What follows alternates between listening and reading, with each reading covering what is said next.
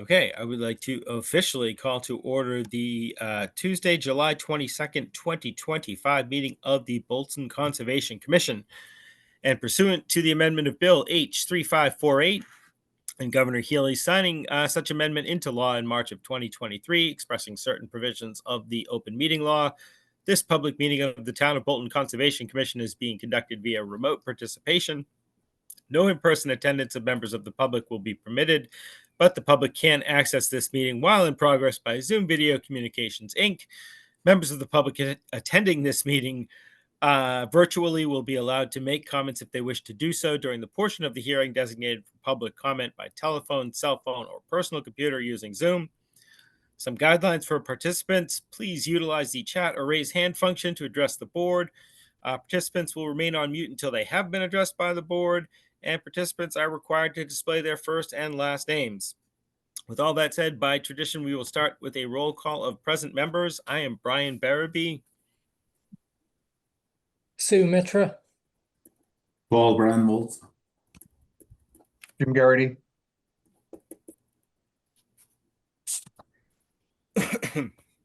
Excellent.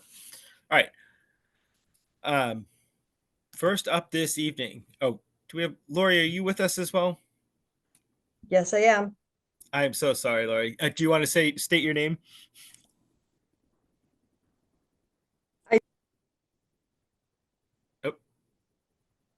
Still cut off? Yeah. I heard to that time, though. Looks like you're on mute. Okay. Lori Stevenson. There you go. Okay.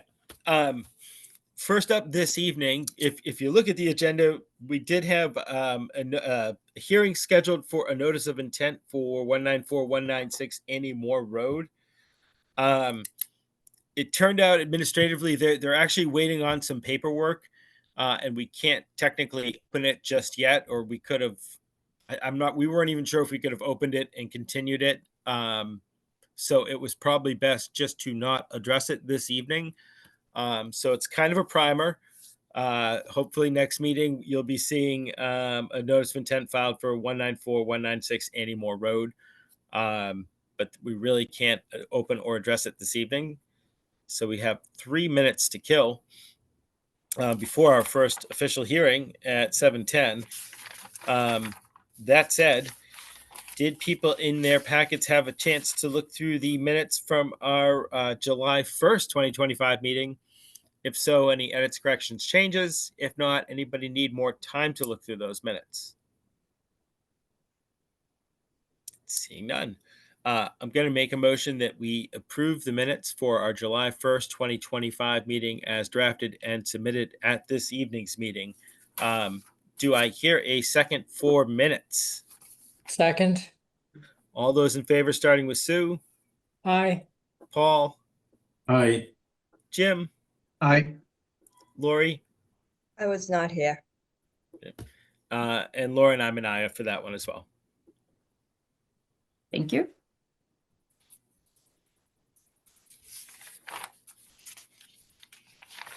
What else we have?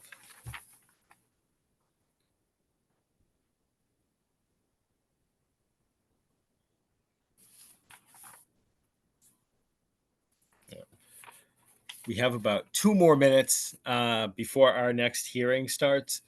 It's funny, I was looking for updates. We really don't have many updates this evening. There is... Oh, yeah, I was trying to think if we could jump ahead to something, but we're probably best off at this point just giving it another 30 seconds or so.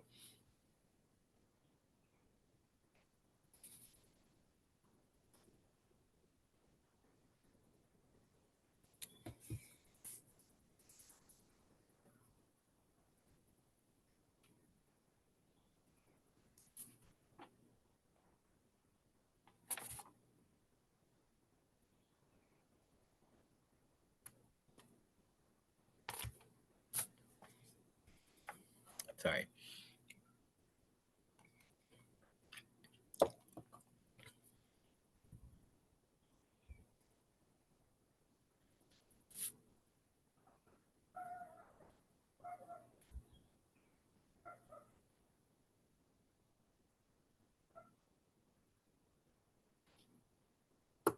Oh, okay.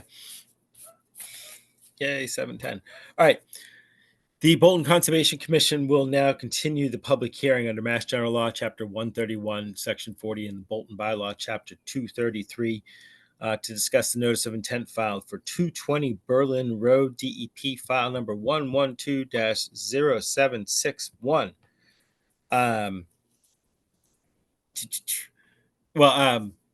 When we last left, I know the applicant had come back. They were settling on one of the two plans they had looked at.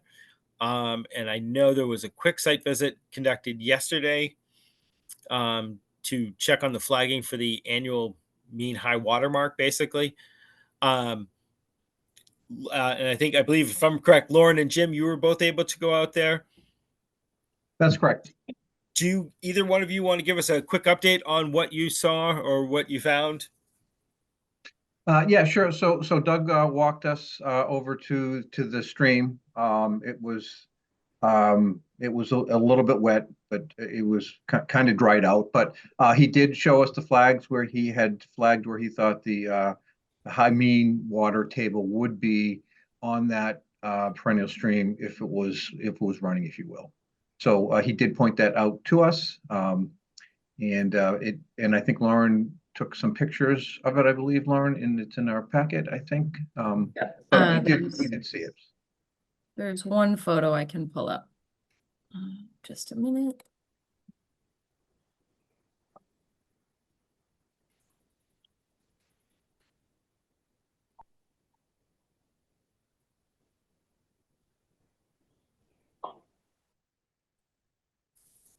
Here we go. So here is, can everyone see this? Yes, now I can. Okay. There's only one photo that I added into the site visit notes, but you can see here is the flag for the mean annual high water line. Here's the stream right here. So we thought, I don't know, I thought it seemed like an appropriate placement for the flagging. Okay.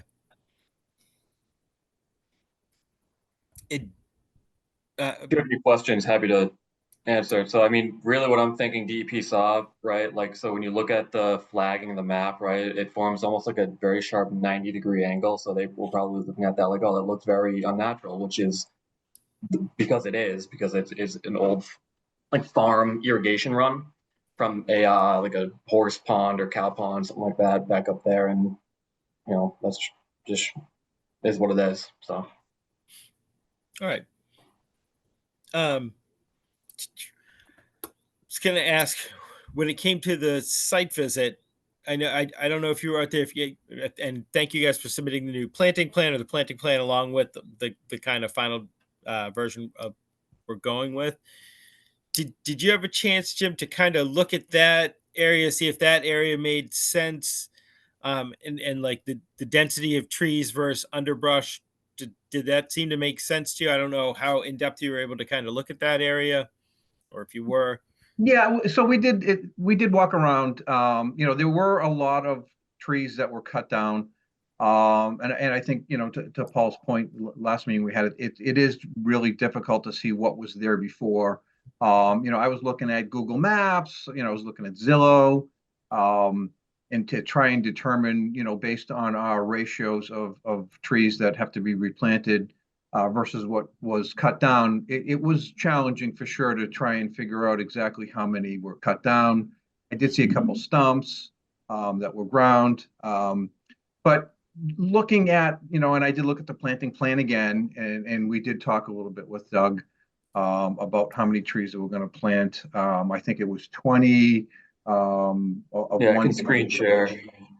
Yeah, Please, and that'd then be great. 10 of another of the large trees, and then I think 40 kind of shrub type of trees. So Yep, yeah, so we have 20 like quaking aspen, you know, it's a hardwood canopy tree, 10 of either red or white oaks, you know, same thing for all intents and purposes, 10 of those, and then 40 like witch hazel, American hazelnut. And so, you know, these are honestly, those are, you know, when they're mature, they're more like a small tree they're not like a little knee-high scrub brush thing like a witch hazel. They can get, 10, 12, 15 feet tall and then some. So all in all, we're at 70 plantings.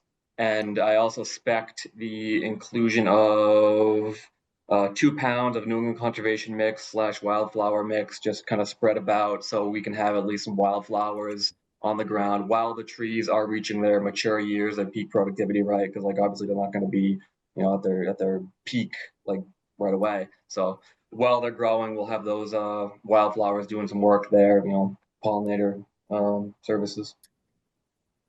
Okay.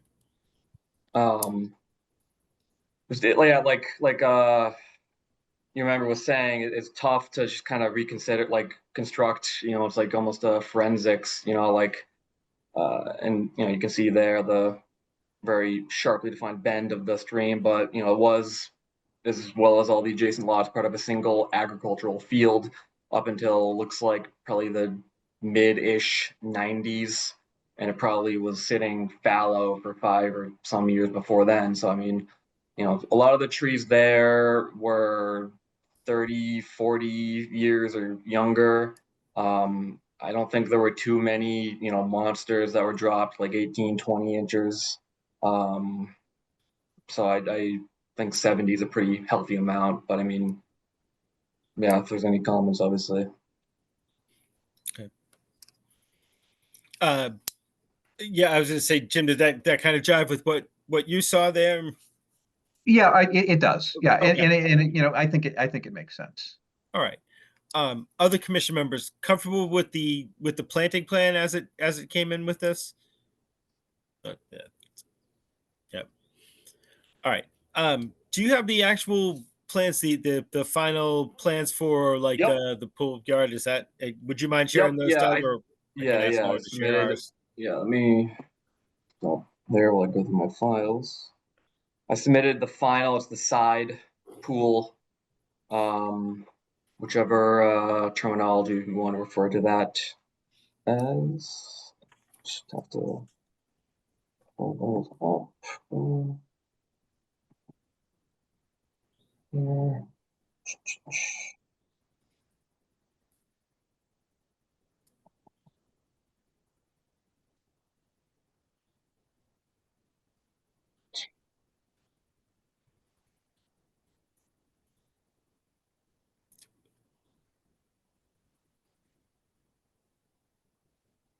There it is. I should say, Doug, I noticed you submitted the O&M for the pool. Appreciate Yep. that. That had the language we were looking for. I saw that was in our packet. I do appreciate that. Could you get into the grading? I know we had questions about the grading Yeah. in behind the pool, and I'm not sure if you can zoom in a bit on that plan to the back of the pool area. Yeah, so the topography, it has kind of a V, almost, as not that severe. It's probably like a foot, maybe 16, 18 inches of drop. And so I'm just, like in anticipation of any of the construction, right, of kind of like flattening this out to, install the pool, there would have to be some grading. Honestly, I would call it kind of just spot grading. Like not looking to scrape everything down to a channel or anything like that. Nothing crazy at all. And any material on site would be used to the greatest extent practical, reused rather, I should say, Yeah. the greatest extent practical. Any and all. I have the notes in that little paper. Like any and all fill shall be clean, and so on and so forth. But yeah, when we say like, so we don't have a project engineer on the job.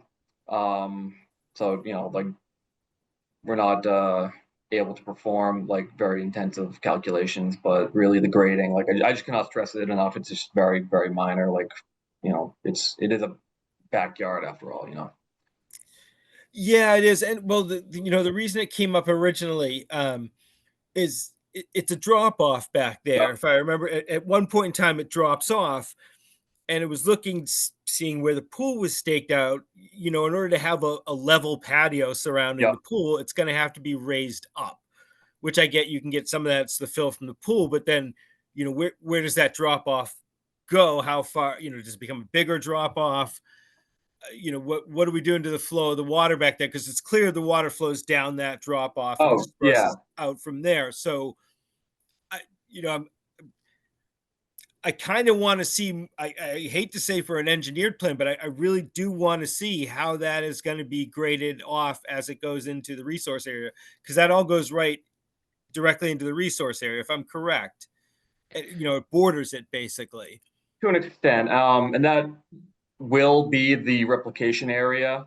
Yep. So I mean, it's not like it's going to be channelized or like rapidly sheet flowing into the resource area, of course, right? You know, like I wouldn't expect these plantings to occur anywhere that they would just get destroyed or not do well, right? They need to meet that survival criteria. Like One really, clarifying question, if I may, Doug. So just on that note, I think the original plan, or the one with the pool more situated towards the back of the property, had substantially more involvement, you know, with the grading that was headed towards the wetland area. So part of the logic of you know, selection for that side one, you know, generally seemed reduced impact and everything. But I think in particular, as it relates to grading, you know, recognizing, you know, that we can try to make sure that this is properly represented or visualized. I think this one had reduced impact, right? Because it's sort of um, up, or, you know, Yeah, yeah, it's it was further up the lawn from there, and there is kind of a ridge at the end of the lawn that separates those areas. Does that make sense, Doug? You may be able to put it Yep. in more appropriate terms. yeah, let me I was to stop. say, if you want to keep that image back up, Oh, I though. was gonna go through my files and just pull a screenshot of the mass mapper topography. I just didn't want to. Sure, but can we go back to that image for 1 second, though? Oh, yeah, sorry. It's perfectly fine.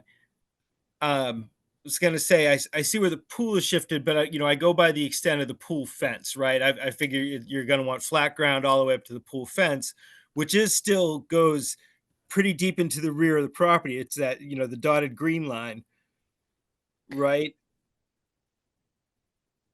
The hang on. Fence is Yeah. very tightly on the perimeter. I think if I can find his key. That was actually the sediment control barrier, the erosion control Right, for right. construction. So it would be actually in probably 3 to 4 feet from this double dashed green. Yep. You know, it almost looks like the purple line, right, where you can Yeah, see like the things kinda, are. But that is, you know, again, that toes right into that back area of the property, and I'm not seeing topography lines here. This map right here, or this plan right here, right? Does it have topography lines? it has let's see, rough ones, like right here, 352. Yeah, They're in, he does them in gray, yeah, 353, 350. So I mean, really, you know, we're only moving a foot every 15 to 20. It does form like a ridge up here, like Dave was saying, just kind of like between the chicken coop and the lower yeah. And middle, I guess. Um, is the topography there though for that ridge?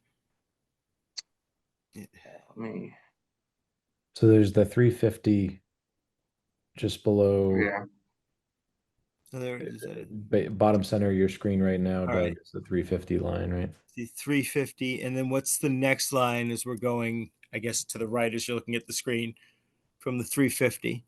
Is it saying it's all 350?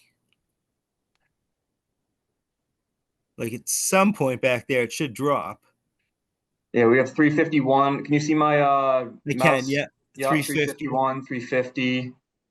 And it kind of, and it would presumably, you know, be maybe 349 here, but they perhaps didn't grab it for some.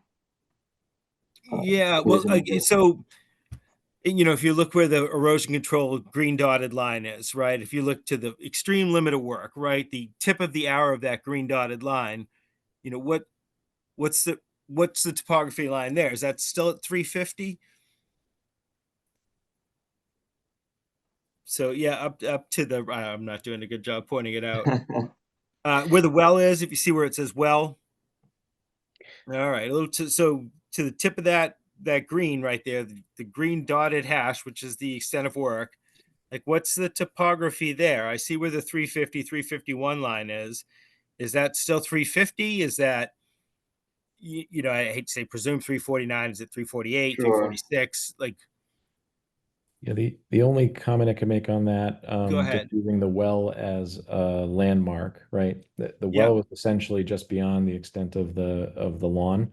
And so I think that area, you know, tough to gauge, obviously at scale here, but I think it's essentially just at that crest, you know, or it's right around, you know, between the well and that mark you're indicating, I think is essentially the crest of the edge of the lawn.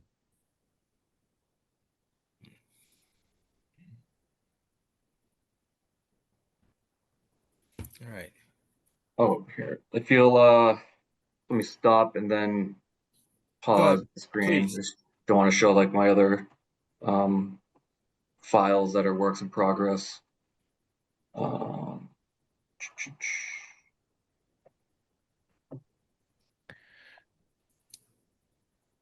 What I'm would just going to be refer the- to the 1 foot LiDAR contours on Mass Mapper. I mean, those are obviously not as good as a field like engineered survey, but they are decent enough to kind of talk back of the napkin math on. Yep. So hang on, I'm just gonna repop that up here.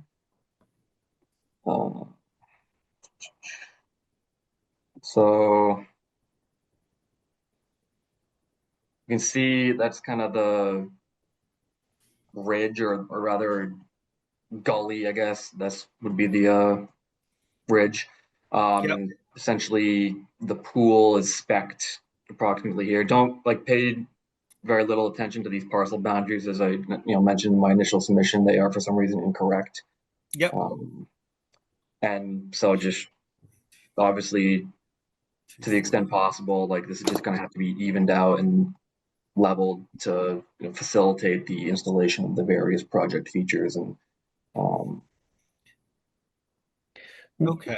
what would be the best disposition of that, you know, material, or what final condition would be, you know, ideal to target in terms of management? Well, you know, it's just a question of if it's not so much targeting, it's you know, if you're making the pool level, right? You know, the back end of that, you're basically gonna have to grade it down into the resource area, right? And you know, Mhm. what's a big enough grade, you know, where it's still stable around the pool. You know, sometimes people say, "Oh, we'll just grade out 2 or 3 feet," and it's like, no, you got to grade that out 7, 8 yards, you know, to hold what you have there, and all of a sudden you're cutting way into that planting plan, right?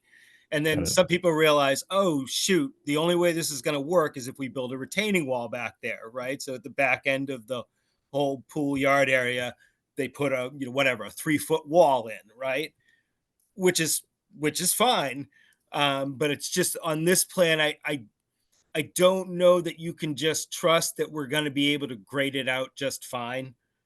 Do you know what I mean? Like, this is one where because you were grading into the resource area, trying to figure out the amount of square footage that is going to be disturbed in perpetuity or is going to have to be, you know, part of a new hill, pushing back where the drainage goes, should kind of be figured in. Does that make sense? You know, sometimes, you know, all right, yeah, the grading's going to be here or there, but on this one where I think you have enough weight behind it, I think you're going to have to make sure that grading's done correctly.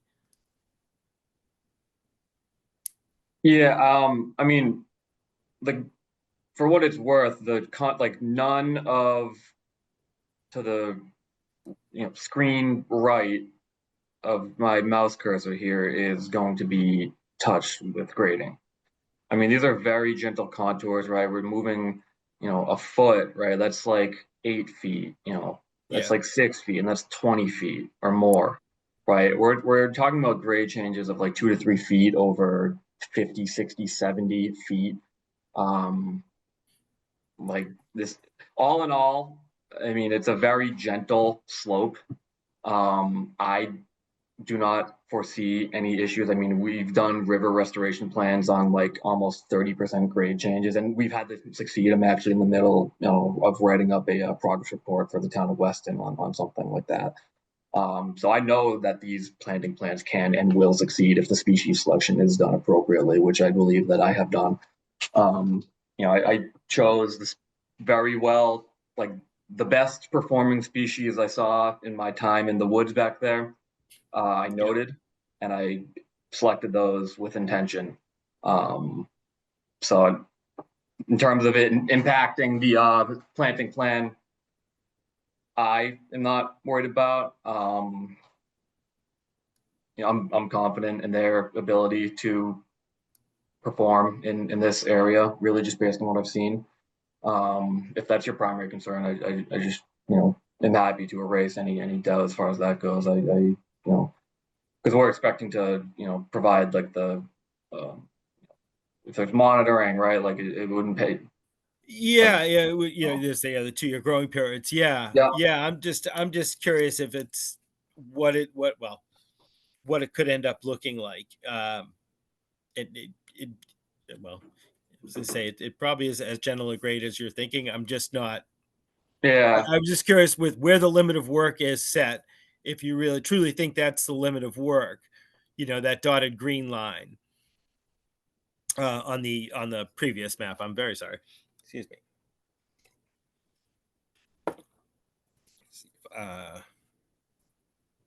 Yeah, so from the lot line to the edge of the pool is 83.8 feet. And, I don't have this printed at scale on a ruler in front of me, but I would say that's approximately 60 some feet from the edge of this, dash green line to the lot line. And that's the closest it gets, really. So everything else is going to be much farther. We're talking, 70 some ish feet, and then some, especially, from this closest, right? Like, yep, we're very well away. So, can I ask Lauren? Yes. Could you pull up the plans, the architectural plans that we got, even if they're sideways? Finalized plan? Sure, I Yeah. can do that. Doug, do you mind stopping? Oh, sure.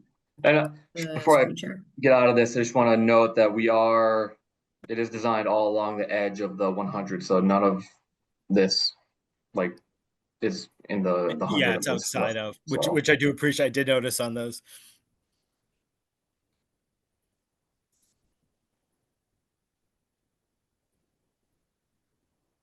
Okay, can you all see this? Right now I got a black screen. Yes, I can. Okay, All right, can you zoom in a bit? sure.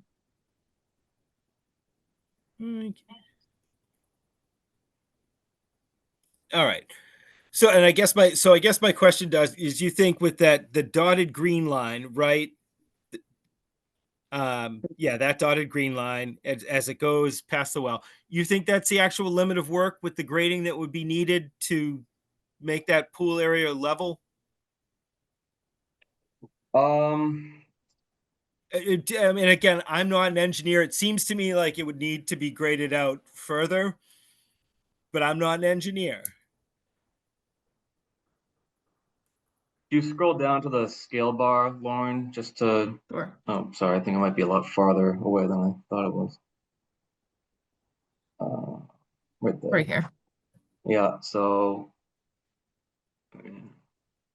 Yeah, in between the dashed green and the red, that's like 8-9 feet. I would say it's possible. Yes. Okay. All right. So the one other thing I wanted to mention too was, it looks like you're extending. I don't know if we talked about in the field. Are you extending the driveway out as well? Yeah. Yeah. The teal or whatever, or navy kind of. This section right here? Yeah, it's having like a wing added on, and that was included in the sum figure given as well in the initial notice of intent. The total Yeah, disturbed that's area. all. Right It's here. all counted for. Yes. is there, because I don't recall, and you may have marked out in the field. I don't recall us checking that in the field. There were, yeah, I think we could provide some images if needed. I'm trying to think if we have anything right now. It was marked with a pink flag set. Um, so generally speaking, our task is, avoid, minimize, mitigate, right? Can you avoid putting this in the resource area at all? If not, can you minimize the project somehow? And if not, how can we possibly mitigate it, right? I'm looking at this driveway expansion, and is this necessary fully, or is this full width necessary? For the project in itself? Why do we need to extend the driveway? And I'm not sure if it was it permanent pavement or pervious pavement, or I was that in the plans? And I am sorry, I did not question this before or look at this before. It was just kind of going through the plan side. I was like, I don't know if we ever talked about the driveway expansion. No, I don't think we ever did, Brian. I don't remember seeing anything along those lines. So, with the garage there, and Dave, feel free to chime in. I know you are kind of looking 2, 3, 4 years in the future. You have 2 daughters about to enter kind of that driving age.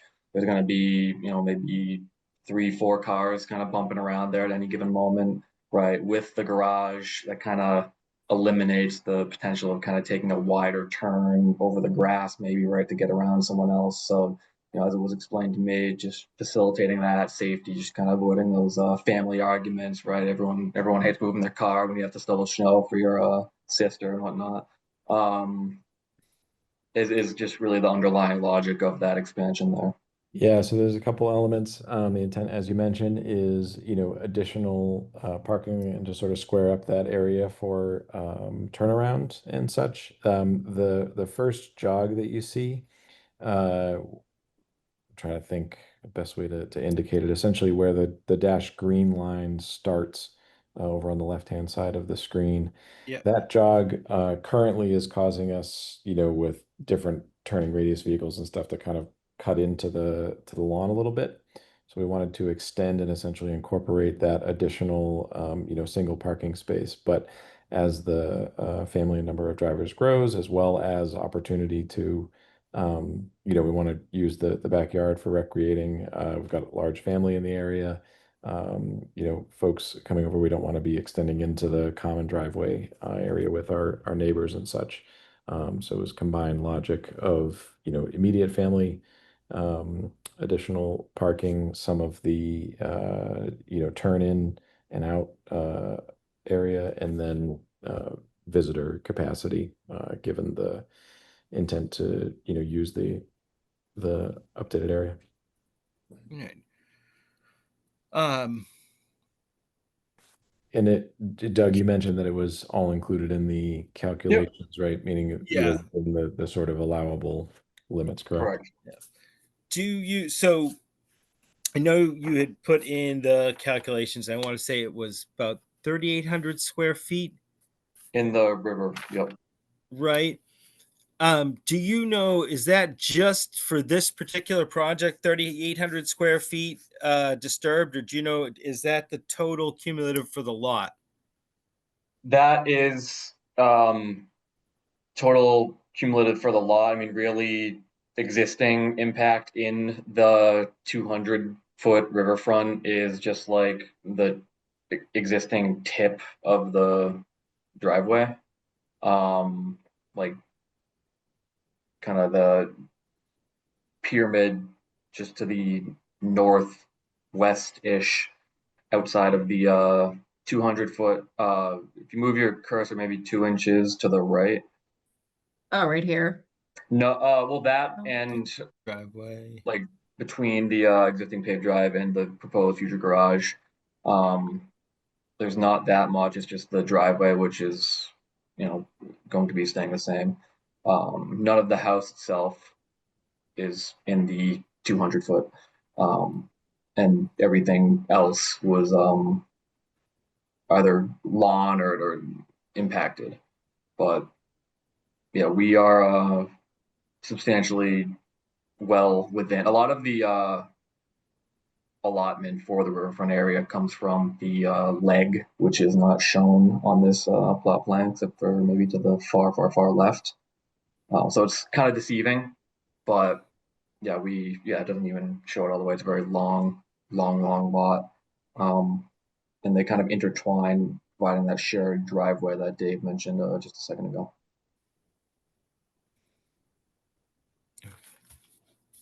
I guess on that note, DEP did have a comment regarding the total riverfront area on the master law you may have seen, and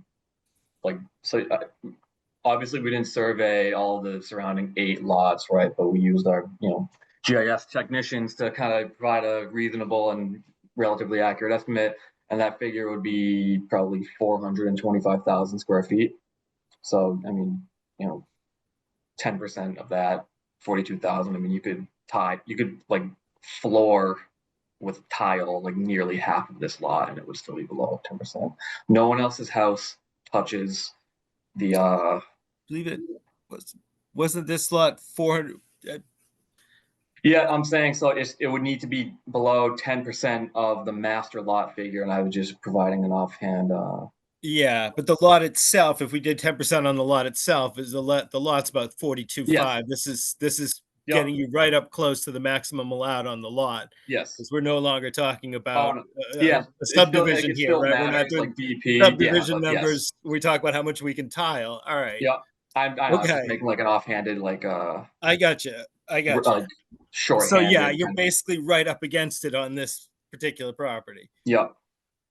Yeah, so we're fine under the master lot like areas, and we're using just about most of the allotment, and not exceeding, but most of the allotment for this current project and its existing conditions.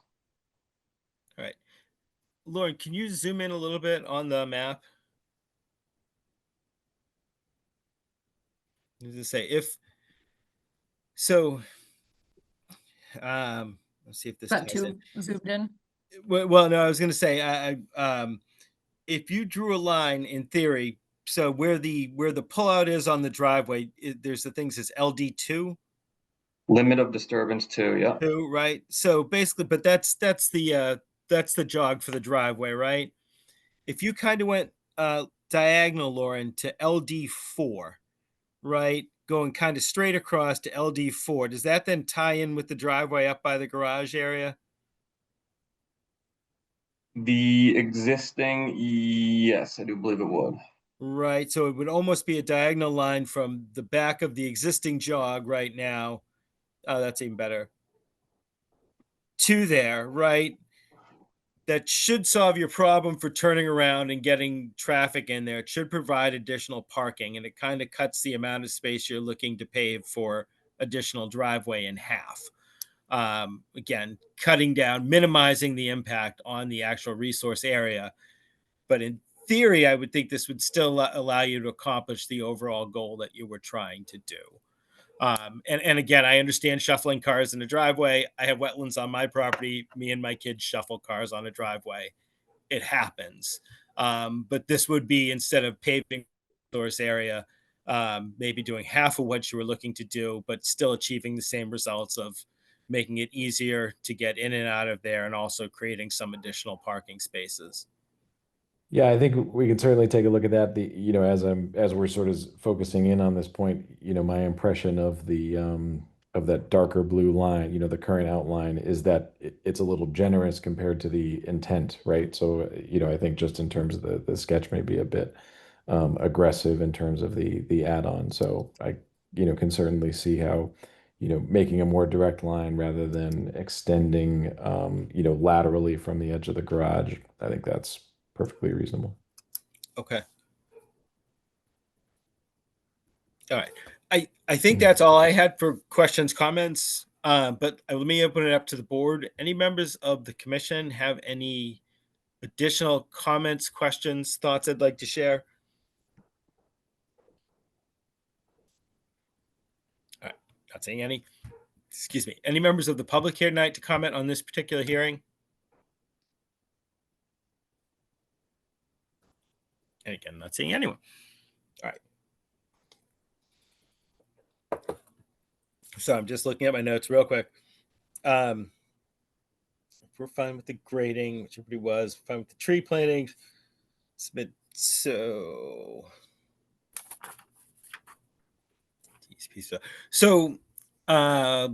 Lauren, Yes.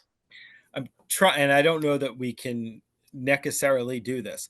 I'm trying to think of a way to put in a condition about where the driveway can be. And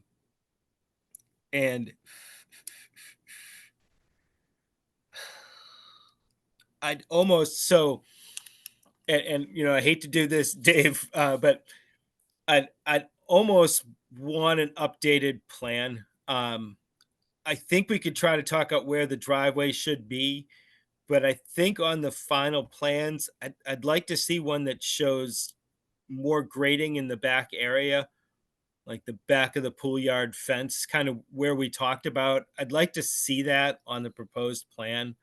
And I'd like the final area of the driveway to be kind of drawn out on the proposed plan. And be able to kind of make hopefully issue an order of conditions based on that. I mean, we can kind of try to talk it through tonight, Yeah, or like we can. because Doug, I didn't want to cut you off, but No. what we'd probably do is if everybody was kind of comfortable with everything where it stood, depending on the other few things we talked about, and I do want to talk about what DEP's comments were on one other area. We could, in theory, close it and then kind of give Lauren 2 weeks to write it up and then vote on it at the next hearing, rather than us trying to insert words tonight. The other thing we could do is to continue it, give you a chance to submit a final drawing, final map, let us get all our wording in, and then at next hearing, basically, we would just close it and vote on it then. And I will say, Brian, once we close the hearing, we cannot accept any new information, so we wouldn't be able to receive an updated plan after closing the hearing tonight. Right. So, I mean, that's kind of, and again, I can put it out to other commission members too, because I want to get everybody else's thoughts, but that's kind of where I end up on it, Doug. It's not one that I think I can just talk out via words and let us close it and write it up. I'd almost like to just see the updated plan, and let us again write up any conditions we've talked about tonight. And at next meeting, just be able to submit those new plans, close it, and vote on it. Does that make sense? Yeah, like, I mean, I was gonna say, we can kind of talk through it, but if you're not able to accept plans, after the closing of the meeting, I guess that kind of, That would, that would. ties my hands, ties our hands on that matter. Yeah, I guess the one thing I would want to make sure is that we just kind of lock everything down and don't leave any questions unanswered here, so I can, ensure that, you guys have everything you need to close on this for sure. Yeah. So and I somewhat mentioned this about DEP's questions. The only other two things I really had written down in my notes is in the planting area, the replanting area, because we do not know the amount of trees that were taken out, and it was taken out before we had a chance to go in there. I thought it may be appropriate for us to put an ongoing condition of invasive species management. We noticed there were a number of invasives back there when we went back there. So I'd probably be asking in our conditions when we write them up to have an ongoing condition of yearly invasive species management. It doesn't have to be done by a company. This can be a hand pull. Like I said, it's like, you mow your lawn once a month, you go back there and you yank out the bittersweet or anything you find. It's basically just an ongoing condition. I'm probably going to ask to have something like that added, again, because we don't know for sure what was taken out originally. And the only other one was DEP had mentioned basically adding a deed restriction about the total amount of riverfront that could be disturbed for that lot. Basically for us to have wording, let me see if I can have it. All right. Deed restriction limiting future alteration to a maximum of 10% of riverfront area on the 220 Berlin Road Lot 4 property shall be recorded with the Worcester Registry of Deeds with the language submitted by the applicant and approved by the commission prior to the issuance of a certificate of compliance. So that type of language, basically prior to the issuance of the COC, doesn't mean, it doesn't have to be done before the project starts.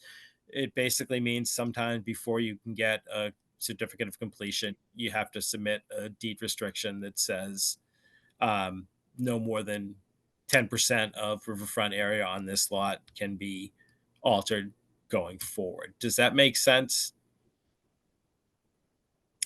A lot of that was wording directly from DEP, basically, as how they would recommend it or how they've done it with similar projects in the past.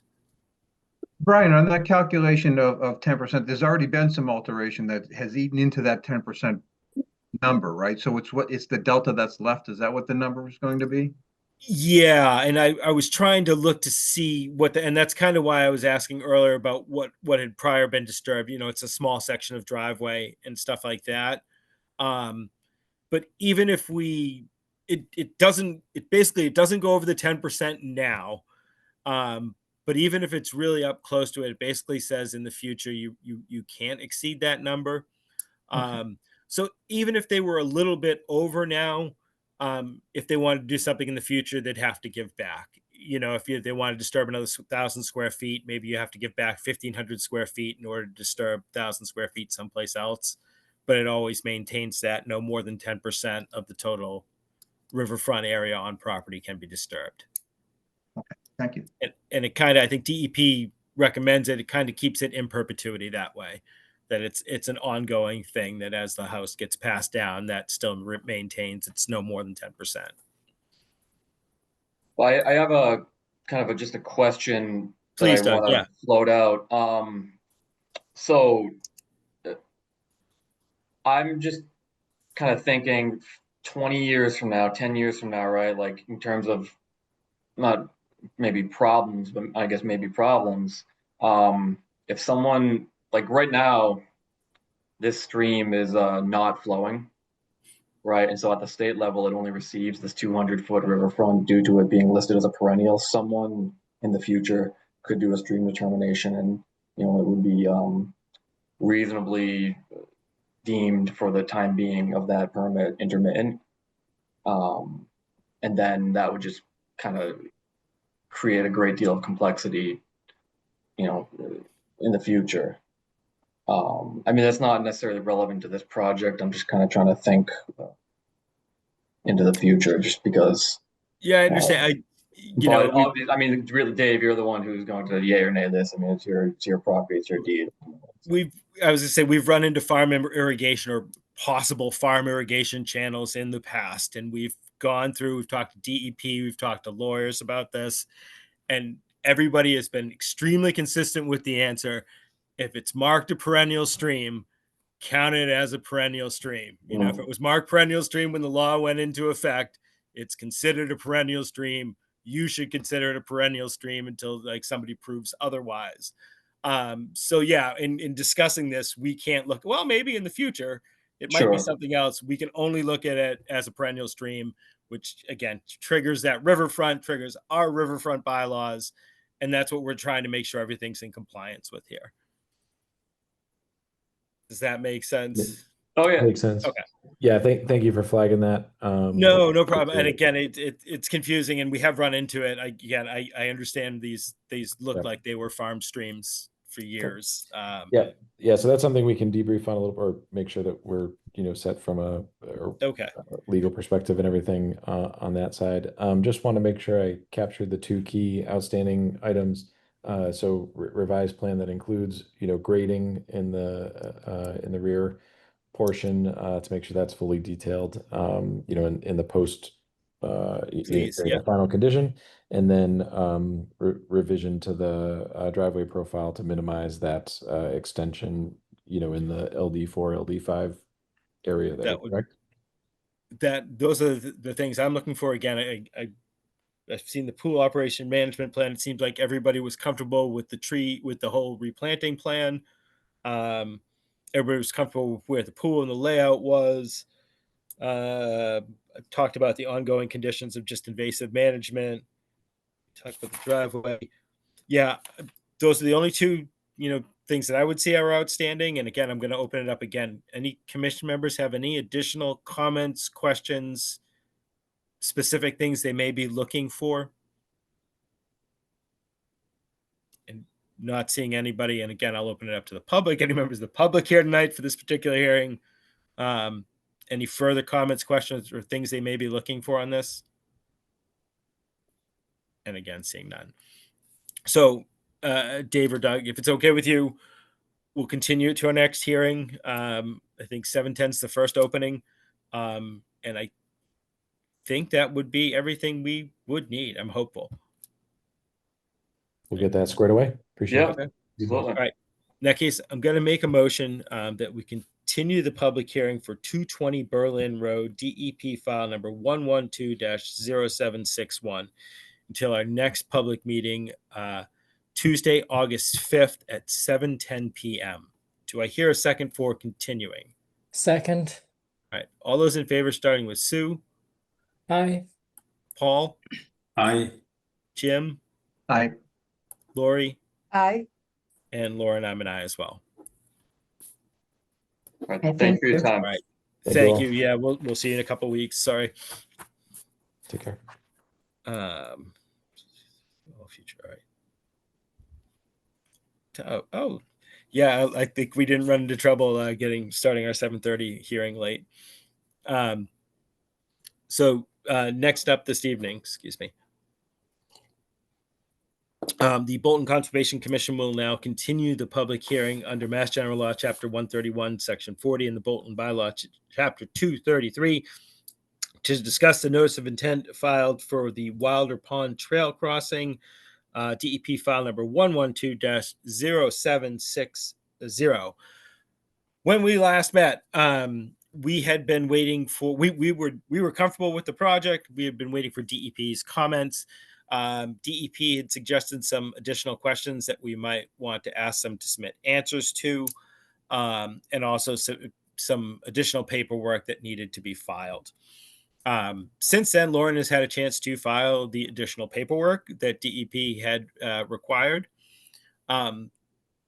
If you can recall, the questions that they had talked about needing to get answers for had to do basically with marking the wetland boundaries and, where the banks of the river and all of this good stuff. We know the project is a river crossing. It's a stream crossing. We know it goes straight through it. It's 99% the same footprint as it was before. None of their questions that they seemed to say that we hadn't answered yet seemed in any way pertinent for the people to have to submit, because they seemed kind of self-evident. So having submitted the paperwork that DEP had required, I was comfortable with us approving the plan as proposed and currently standing. Wonder if others have questions, comments, or thoughts. Okay.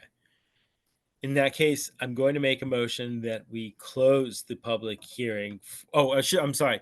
Before that, I should ask, are any members of the public here tonight to comment on this particular hearing? Seeing none. I'm going to make a motion that we close the public hearing for the notice of intent for Wilder Pond Trail Crossing, DEP file number 112-0760. Do I hear a second for closing? Second. All those in favor, starting with Sue, Aye. Paul, Aye. Jim, Aye. Lori, Aye. and Lauren, I'm an aye as well. Okay. Gonna make a motion that we issue an order of conditions for the Wilder Pond Trail Crossing DEP file number 112-0760 as drafted and submitted at this evening's meeting. Do I hear a second for issuing said OOC. Second. Second. All those in favor, starting with Sue, Aye. Paul, Aye. Jim, Aye. Lori, Aye. and Lauren, I'm an aye as well. Okay, thank you.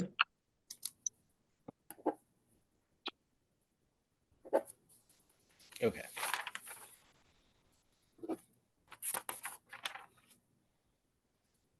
All right. So, well, I should say we had a COC request, but is somebody here for the request for in situ architect 711 713 Main Street? Chairman, yes. Good evening. Tim Hess for Studio and C2. Hi, Tim. If you're good, I was gonna say we kind of had no time set for you, but I think you're our last in-person person. So if you are comfortable going now, do you want to walk us through? Are you able to walk us through quickly what you are proposing? Happy to do so. Yeah, and thanks for the chance. Can I share my screen? Please do. Yes. Okay.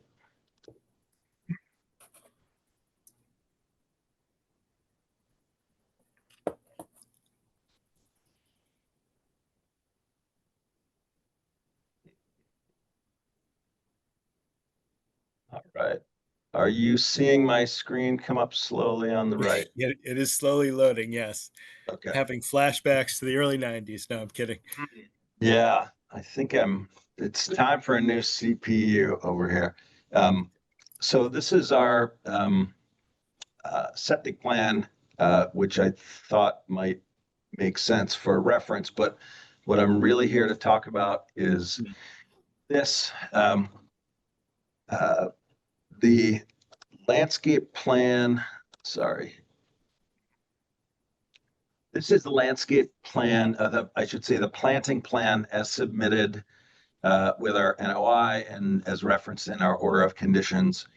And I want to call your attention specifically to the area, if you can follow my cursor, the area back here. Are you able to see that? I'm not seeing your oh yeah, yes. Yeah. Got it.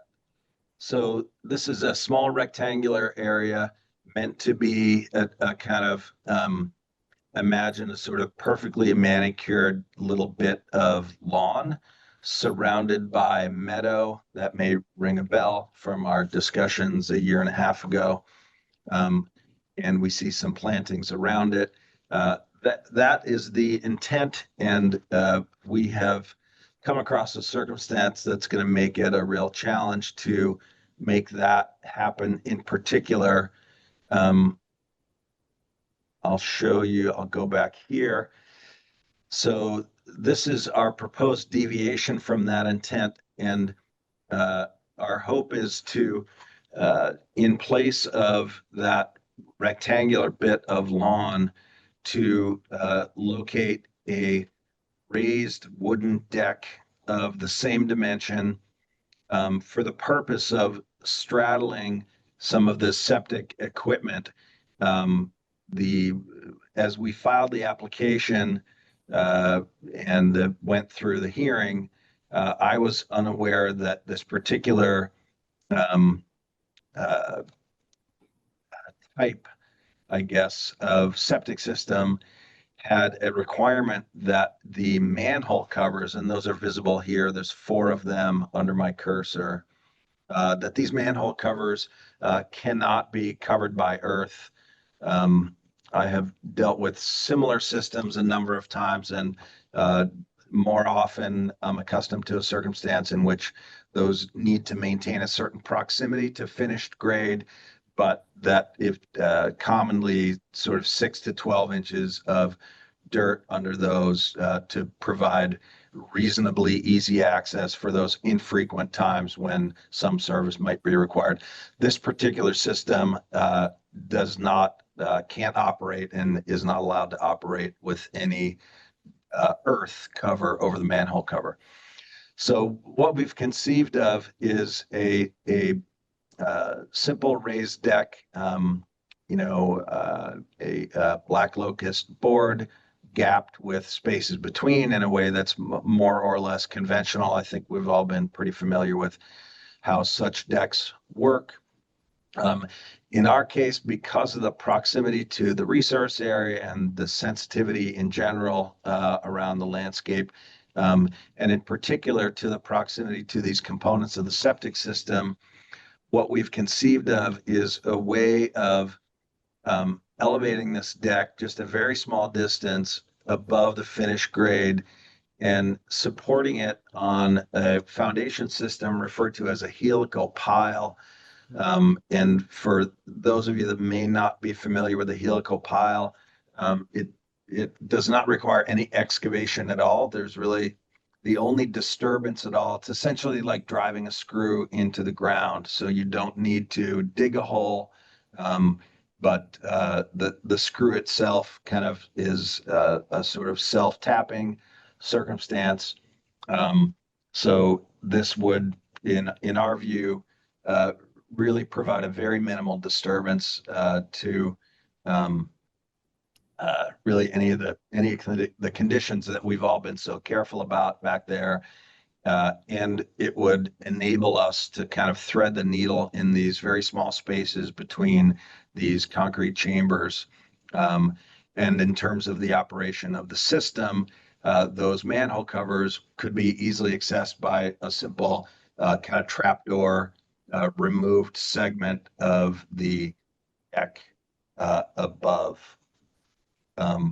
So this is the issue that sort of prompted us to reach out. We had a couple conversations with Lauren. She and the planner, I believe it's Pam, came by and had a look in the field some week or 2 weeks back. Just flashing now some of the product cuts for the helical pile product. So I think the like I say, what prompted the conversation is that deck area. I will point out while we're here, there is also a modest little bit of reshuffling of some other aspects that has become, I'm not quite sure exactly necessary is strictly speaking the right term, but some sort of developments in this back area around our stair to upstairs and developments around the evolution of our front porch and some other little bits. We're going to get a little bit more area for planting here than we had earlier anticipated, a little bit more area for planting up here. We're showing, drawing from the same list of native species. So not introducing any new ideas about what would be planted, just a little bit of additional quantity in a couple of newly available areas.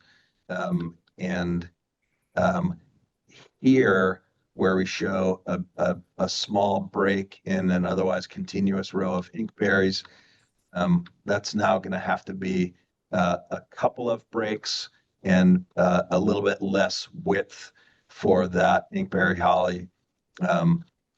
But I think you can see elsewhere on the plan, and you'll recall, of course, that this third, call it the westernmost 20% or something, is not subject parcel and therefore not part of the scope of this project.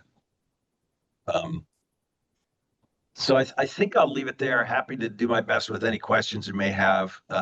But it's really, like I said, a couple of very minor sort of repositioning of some plant material, and then the question of adding this small deck instead of that little sort of manicured lawn.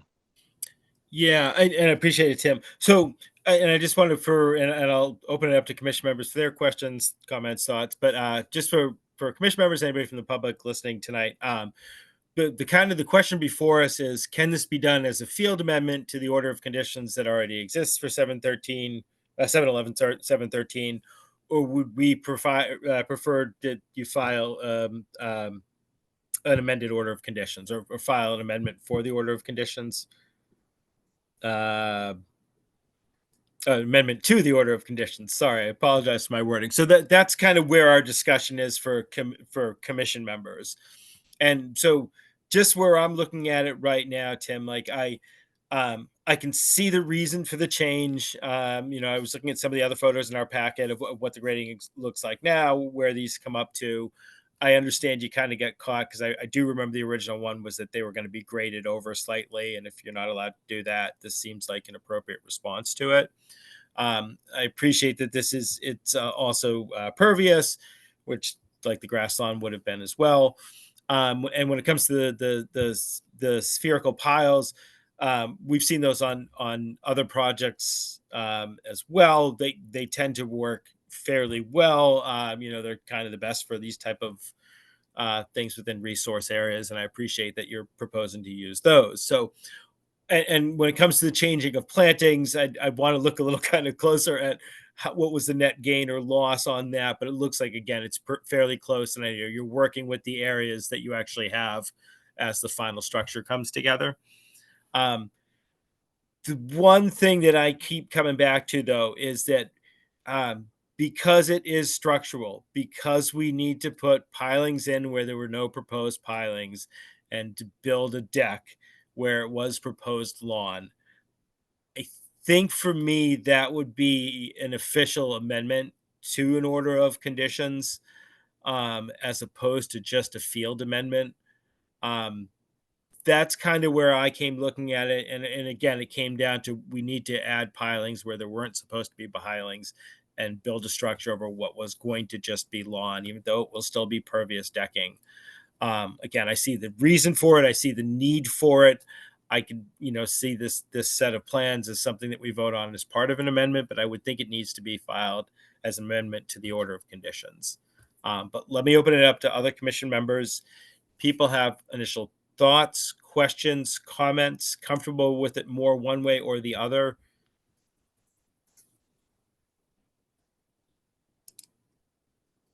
Not seeing any. Any members of the public here tonight that would like to comment on this particular hearing? Not seeing any. So I think, Tim, that most likely I'm going to put forward that we'd prefer to see it as an amendment to the order of conditions. I don't think, and I'll ask commission members to, again, if there's any significant like questions, comments, changes people would like to see as to generally what's being proposed here, because I think it's something that I don't, we'll open it up for discussion if it gets submitted as an amendment, but just want to see if I can get any questions or comments to you ahead of time or thoughts to you ahead of time. Anybody have any major concerns or comments? Of course, would need to see a final amendment, but right now people somewhat comfortable with it as it's being proposed. Yeah, looks good. Okay. And people generally comfortable with the idea of having it come as an amendment rather than a simple field amendment? Yes. Okay. All right. In that case, I'm going to call for a roll call vote to determine that the proposed changes for 711, 713 Main Street DEP file number 112-0735 are substantial enough as to require an amendment to the order of to the original order of conditions in order to proceed. All those in favor, please say aye. Starting with Sue. Aye. Paul. Aye. Jim. Aye. Lori. Aye. And Lauren, I'm an aye as well. Okay, thank you. All right, thanks, Tim. So, Mr. Chairman, if I may, so Go ahead, I please. understand nobody's got any objections.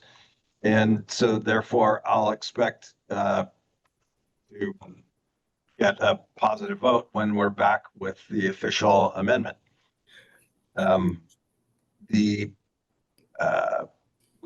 I've never filed such an amendment before. Can you give me just a brief overview of what's going to be involved with that? So first of all, two things. Whenever the amendment gets filed, there may be questions. So tonight we didn't have any questions based on what we saw, and also tonight we're missing one commission member. So I can't say if another commission member may have questions or if people would have questions based on what we get for an official amendment. So just to answer your first question, I wanted to see if people had questions, comments tonight. I think most people are very comfortable with it as it's being proposed, but that's never a guarantee. When it comes to filing the amendment, Lauren could possibly help. It looked like you were going to possibly chime in on that.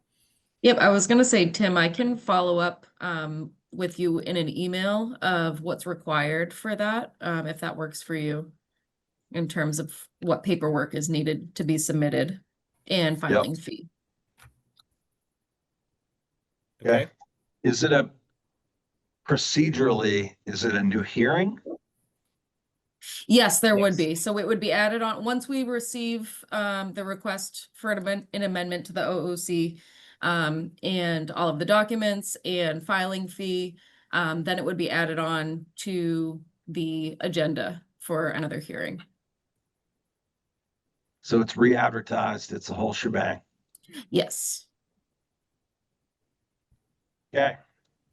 Well, I appreciate that you're just doing your job, but I gotta say, given that we got zero articulated pushback, it's frustrating to have to go through this additional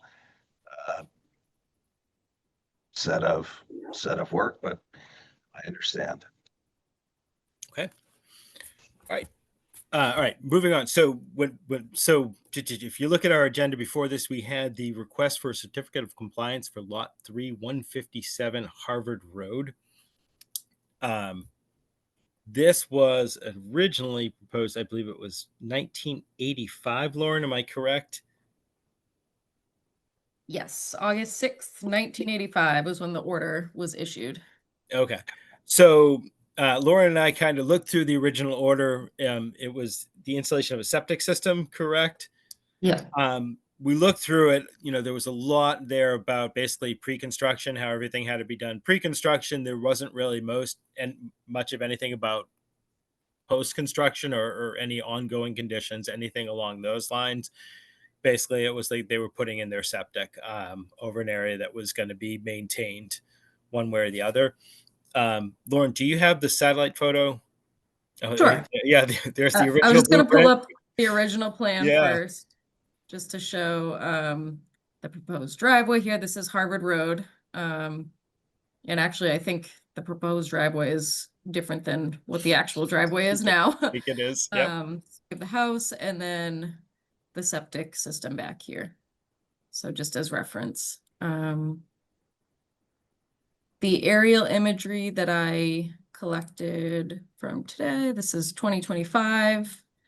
Can see it's a maintained lawn area all back here. Yeah. So it basically looks like the septic is in. I'm assuming their septic is working. I'm hoping the septic is in. It looks like it's been naturalized, or at the very least naturalized back to lawn. But Lauren and I couldn't find anything in the original orders saying that anything different needed to be done. It seemed like it was a pretty standard septic. And again, it was from 1985. These people probably didn't even know it was there anymore, or who knows? And they're just looking to close it out at this point. So the reason we went with the satellite image is neither Lauren nor I or anybody has been out on site. But I think I'm comfortable with issuing a COC based on the satellite imagery and based on what the original order of conditions was asking them to do. Curious if other commission members feel the same way, if we should try to get a site visit and get Lauren or one of ourselves out on site, just to kind of walk over where the septic area is. But again, I couldn't see anything in that original order saying anything about, this area is going to be whatever mature plantings, this area is not, anything like that. So curious, just putting it out to other commission members, people comfortable issuing a certificate of compliance based on the information we have? People prefer to do a site visit, want to try to get more information? That looks good. Yeah, it looks fine to me. Okay. All right. Any members of the public here tonight to comment on the issuance of a certificate of compliance for Lot 3, 157 Harvard Road? All right. Not seeing any.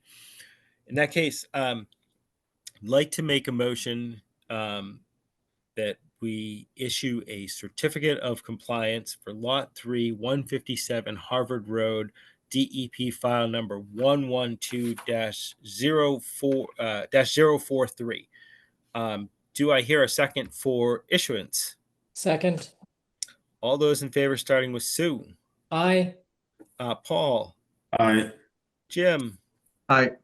Lori, Aye. and Laura and I'm an aye as well. Good, thank you.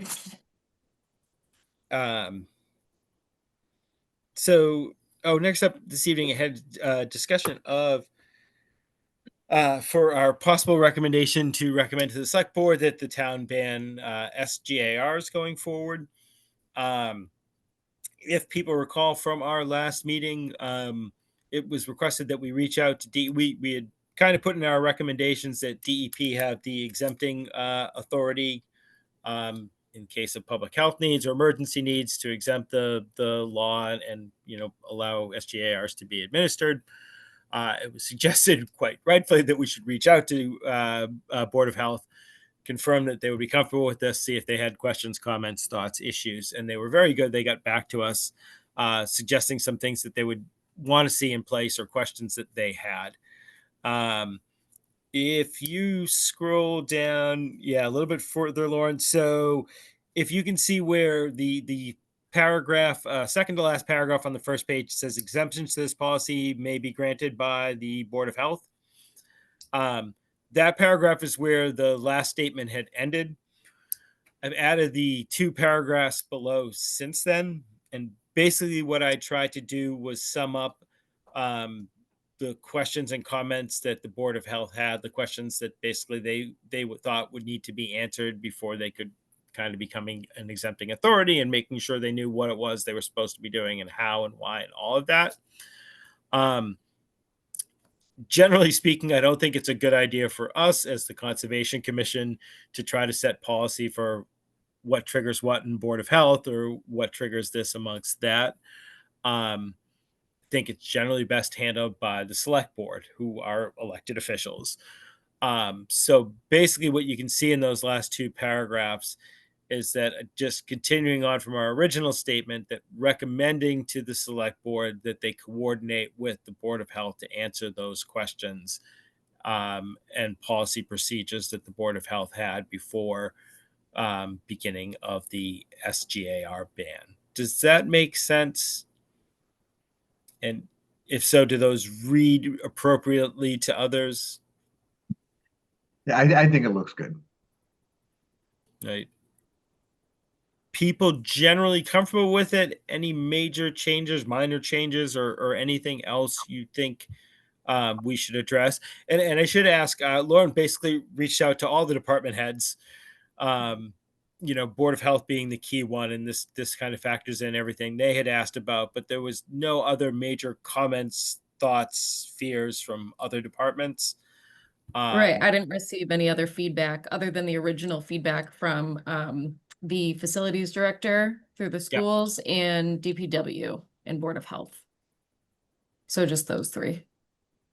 And I'm hopeful between the 3 of them that we put in basically what they were looking for as far as questions they still had, ways to exempt for health emergencies or for things along those lines. People generally comfortable with it? Yes. Yeah, looks good. Okay. So Lauren, would I, in theory, make a motion that we would This is a roll call vote. roll call vote to issue the I would say if you see the agenda, I would say roll call vote to recommend to the select board to review the draft policy banning the use of SGARs on municipal property for the purpose of revising and accepting the policy. Perfect. So to recommend And it's the draft policy we just discussed. Okay. Yep.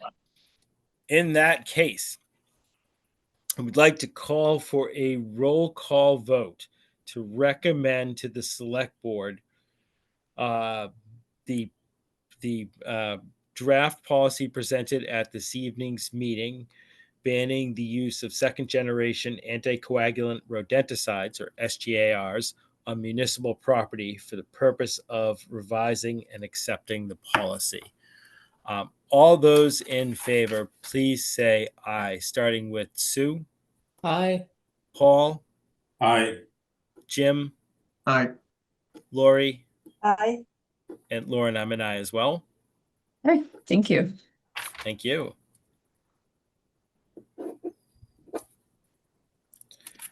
All right. Don't have any updates on enforcement orders. Don't have any updates on the Forest Legacy Program. I can say our volunteer land steward position is still available, and I can say that we still have one position available on the Bolton Conservation Commission. I think that is everything I have this evening. Did I miss anything, Lauren? No, you got it all. Amazing. Commission members, anybody have any new business or anything they would like to discuss or see added for our next agenda? Are you all sure? No, I'm just kidding. All right.